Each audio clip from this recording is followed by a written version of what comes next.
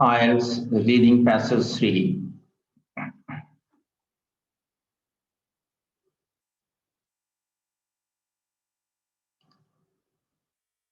You should spend about 20 minutes on question 27 to 40, which are based on reading passage 3 below. Reducing, reducing the effects of climate change.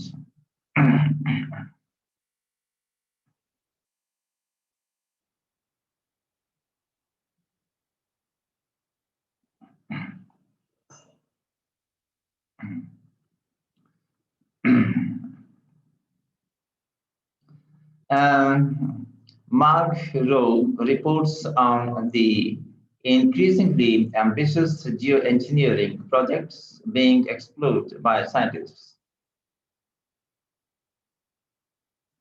A. Such is our dependence on fossil fuels, and such is the volume of carbon dioxide already released into the atmosphere that many experts agree that significant global warming is now inevitable.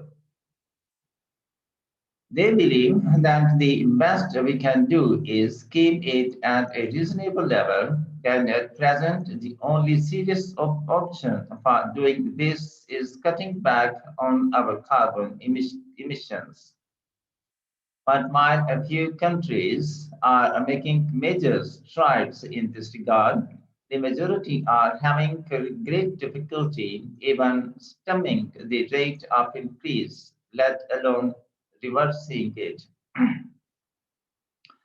Consequently, an increasing number of scientists are beginning to explore the alternative of geoengineering, a term which generally refers to the intentional large-scale manipulation of the environment. According to its proponents, geoengineering is the equivalent of a backup generator if Plan A, reducing our dependency on fossil fuels, fails. We require a Plan B, employing grand schemes to slow down or reverse the process of global warming.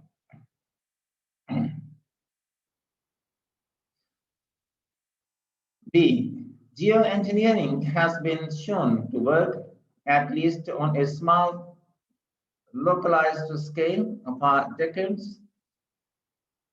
May Day parades in Moscow have taken place under clear blue skies, aircraft having deposited dry ice, silver iodide, and cement powder to disperse clouds.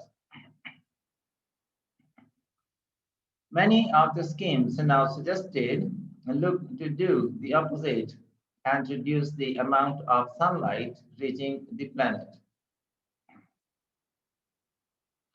The most eye-catching idea of all is suggested by Professor Roger Angel of the University of Arizona. His scheme would employ up to 16 trillion minutes spacecraft, each weighing about 1 gram, to form a transparent sunlight reflecting sunshade in an orbit 1.5 million kilometers above the Earth. This could, argues Angel, reduce the amount of light reaching the Earth by 2%.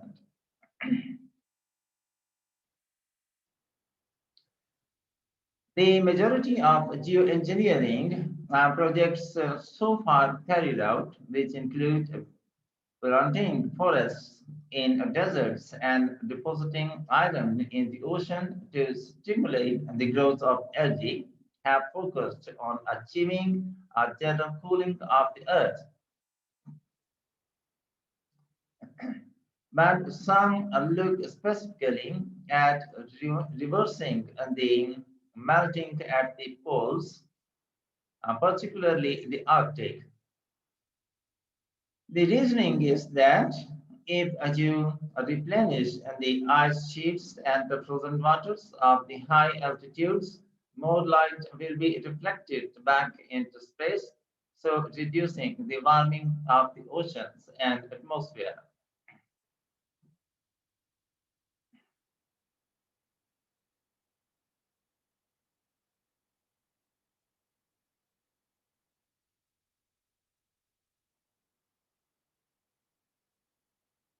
The concept of releasing aerosol sprays into the atmosphere above the Arctic has been proposed by several scientists.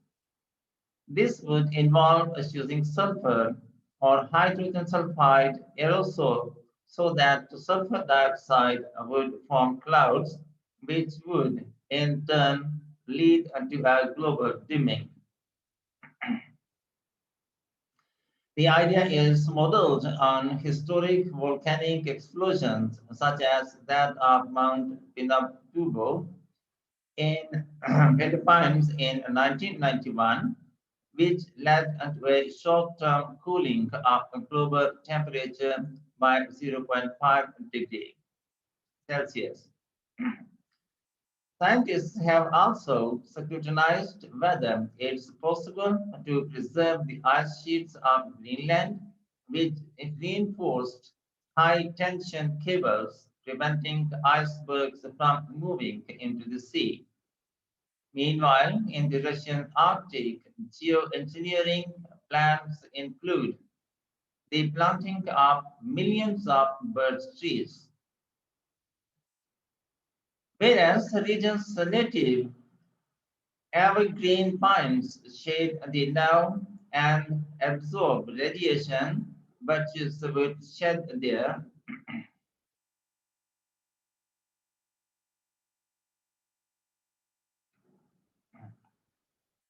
leaves in winter, thus enabling radiation to be reflected by the snow. Rerouting Russian rivers to increase cold water flow to ice-forming areas could also be used to slow down warming, say some climate scientists. But will such schemes ever be implemented? Generally speaking, those who are most curious, most cautious about geoengineering are the scientists involved in the research. Angel says that his plan is no substitute for developing renewable energy, the only permanent solution.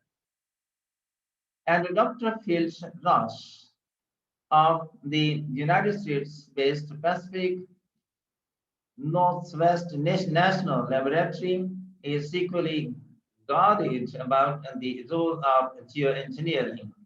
I think all of us agree that if we were to end geoengineering on a given day, the planet would return to its pre-engineered condition very rapidly and probably within 10 or 20 years.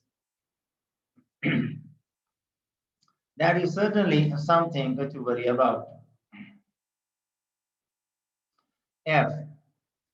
The United States National Center for Atmospheric Research has already suggested that the proposal to inject sulfur into the atmosphere might affect rainfall patterns across the tropics and the Southern Ocean.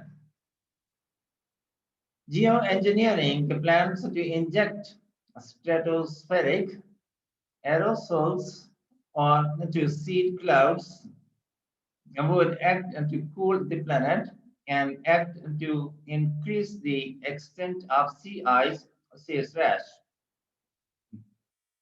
But all the models suggest some impact on the distribution of precipitation. Further risk with geoengineering projects is that you can overshoot, says Dr. Dan Lunt from the University of Brussels School of Geophysical Science. who has studied the likely impacts of the sunshade and aerosol schemes on the climate. You may bring global temperatures back into pre-industrial levels, but the risk is that the poles will still be warmer than they should be, and the tropic will be cooler than before industrialization. To avoid such a scenario, Lund says Angel's project would have to operate at half strength, all of which reinforces his view that the best option is to avoid the need for geoengineering altogether. H. The main reason why geoengineering is supported by many in the scientific community is that most researchers have little faith in the ability of politicians to agree and then bring in the necessary carbon cuts. Even leading conservation organizations see the value of investigating the potential of geoengineering.